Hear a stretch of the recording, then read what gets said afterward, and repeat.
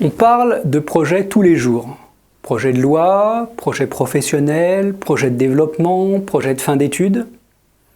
Avant de partir en vacances, on fait des projets. Bref, dès que l'on pense à l'avenir, on se projette. On imagine et on se prépare. La notion de projet prend des formes multiples. Construire une maison, un viaduc, travailler en équipe à développer un produit nouveau, ce sont des projets.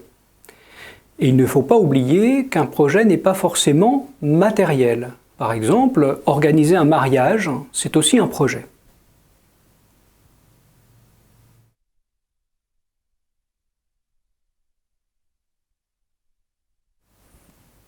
Alors, selon les domaines, vous allez trouver de nombreuses définitions. Par exemple, pour le PMI, un projet, c'est une action temporaire entreprise dans le but de créer un produit, un service ou un résultat unique. Comment définir les projets qui nous intéressent ici? Je vous propose 3 points de départ. D'abord, un projet, ce n'est pas une activité continue, il est limité dans le temps. C'est une activité temporaire avec un début et une fin. On résume cela par 3 types de paramètres: qualité, coût, délai. Ensuite, un projet, c'est quelque chose qui se pense avant de se réaliser. Par exemple, un projet se réalise par étapes. Gérer un projet, c'est anticiper. Définir les tâches à accomplir, les lots de travail, et les étapes, que l'on appelle les jalons. Enfin, un projet sert à réaliser quelque chose de nouveau. Il a un résultat, ce résultat, on l'appelle le livrable. Un livrable n'est pas forcément matériel, cela peut être un événement, un dossier, une prise de décision. Attention, il n'y a jamais un seul livrable, on a souvent tendance à surestimer le matériel et à oublier les autres livrables.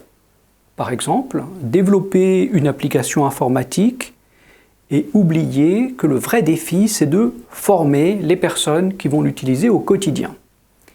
Ici, le point clé du projet sera plus d'impliquer et de travailler avec ces personnes que d'écrire des lignes de code.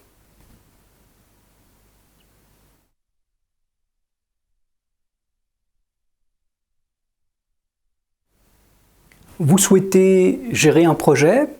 Quel est le défi fondamental? Voici un graphique qui présente l'évolution d'un projet dans le temps. D'abord, gérer un projet, c'est prendre des décisions et on ne peut pas remonter le temps. De ce fait, la marge de manœuvre, la capacité d'action du chef de projet se restreint au fur et à mesure du projet. Elle est forte lorsque l'on fait les premiers choix, puis diminue jusqu'à être quasiment nulle la veille de la clôture du projet. Le passé est derrière, ce qui est fait.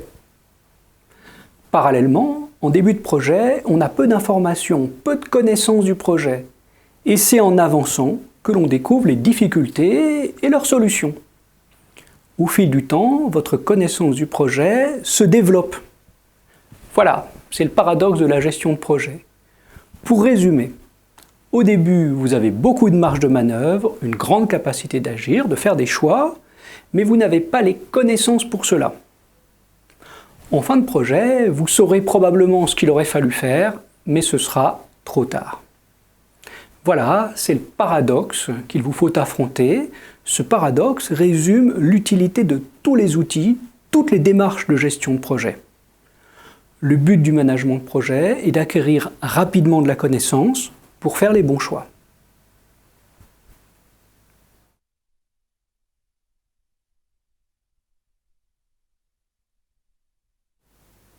Maintenant, vous pouvez définir ce qu'est un projet et décrire le paradoxe de la gestion de projet. Pour terminer cette séquence, je vous propose de répondre à 3 questions. Première question, pouvez-vous proposer 3 mots essentiels pour définir le concept de projet? Réfléchissez à une idée que vous voudriez concrétiser. Que faudrait-il faire pour passer de l'idée au projet? Quelles sont d'après vous les 3 grandes réalisations de votre pays ces 10 dernières années? Répondent-elles à la définition d'un projet?